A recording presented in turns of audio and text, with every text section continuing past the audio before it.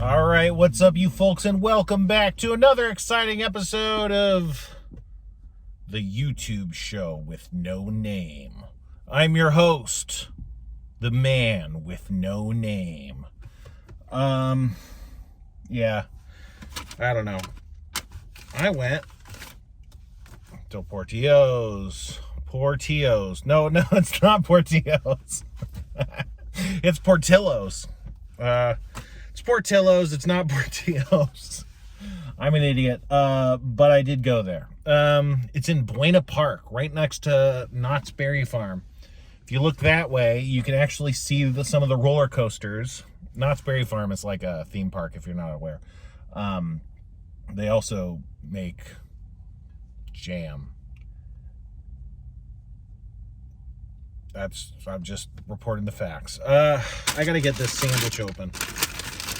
I got a hot Italian beef sandwich with hot peppers dipped, which means this thing is in the process of full disintegration and will also drip all over everything in my interior. Look at that. Look at these fucking...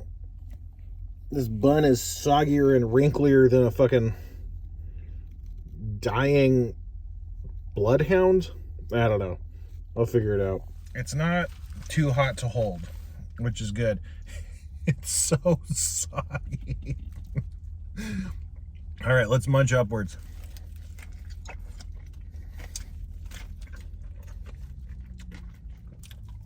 You know, everyone knows The Bear. I haven't watched it at all.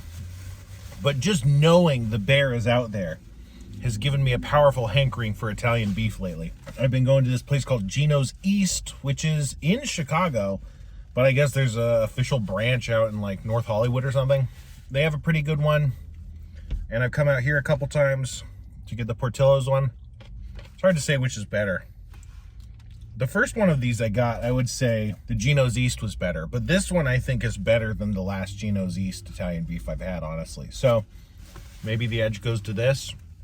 Maybe we need a third decisive matchup to really decide. But, I mean, with shit like this, the best thing is the bread when it's all sogged up, which I got it dipped as opposed to wet, which I think wet they pour some juice on, but dipped they just dunk the whole thing.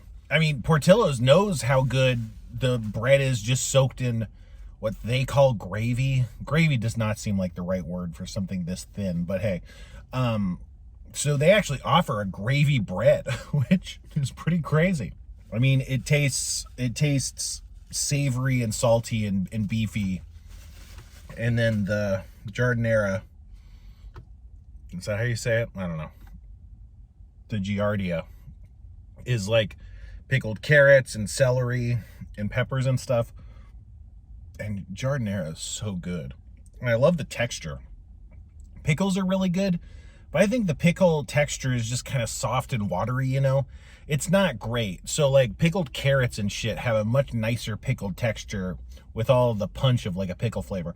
Also, giardiniera is spicy. It's got a good deal of these peppers. I don't know. Are they serrano peppers? So they give the whole thing quite a nice little spice. But let's take some more bites and then talk more.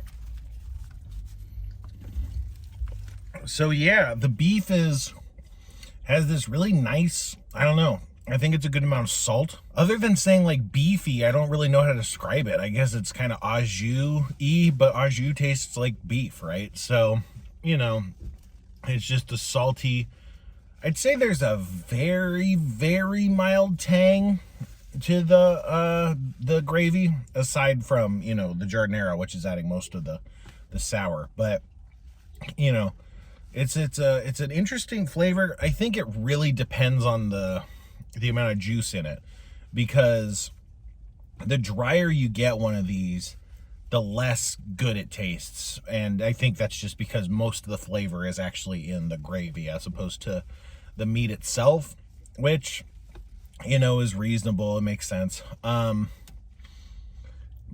I mean, the star of the show is the giardiniera. It prevents the beef from becoming flat. Like, I've gotten these with the sweet peppers, which are just more or less like grilled bell peppers or something. And they're not bad, but I don't think they really bring out enough variety compared to, you know, the giardiniera. So you just kind of mostly taste mildly punctuated beef with a couple other flavors, but it's mostly just this big, you know, straight line of beef, as opposed to like peaks and valleys and different twists and turns of, you know, layers of flavor, you know. But like, again, like the best thing is just when you get the bread, which tastes like bread, which, you know, a pretty mild soft flavor, but that texture soaking up all the juice is like one of the stronger, better flavors. I will say that the hard part about eating these, and I think this is more of a giardiniera problem than a sweet peppers problem, is that it's just kind of just sitting on top of the sandwich, like the very top of the sandwich. It's just sitting there, and as you eat it, the bits of giardiniera just kind of pop off and drop to the, you know, crevices between my car seats.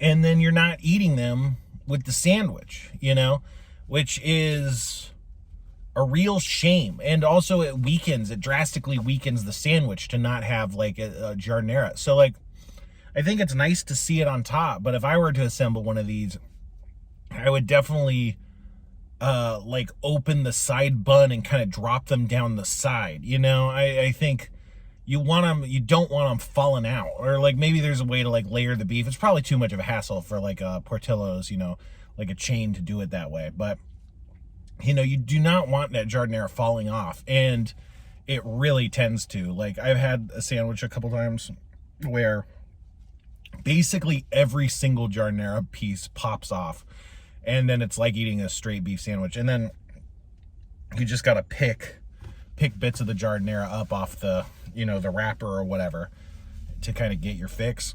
It's really a triumph of pickling is what this sandwich is, more than anything else. I think giardiniera is amazing.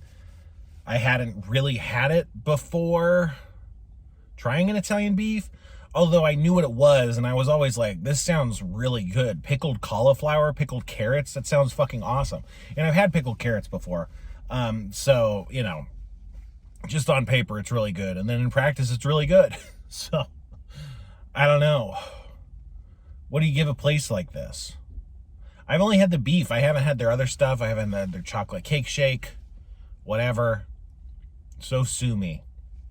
I don't want to get back in the drive-through line and order other stuff. I mean, I do, but the person will be like, "Hey, you're back," and I'll be like, "Yeah, but I'm not from here. I had to drive an hour and 50 minutes to get here. What am I doing?" Hey, I don't know, you know. Some people like to write, and some people like to sculpt, and some people like to contribute to global warming as a hobby. And who are we to judge? Anyway, this is really good, but I don't think I could give it 5 forks. I think I got to give it 4 forks. I feel like it might be 5 forks if there was just one in my neighborhood, you know? But, so yeah, let's just say 5 forks. I don't know. I don't want to hold it against it for being far away, and so I have to, like, judge it in some weird, skewed manner, right? If this was in my neighborhood, I'd be going all the fucking time. I would have probably tried everything on the menu. I'd be picking up just the gravy-dipped bread. You know, I'd be having a blast. I would really love one close to my house, but I don't think that's ever going to happen. Get the fuck out of here.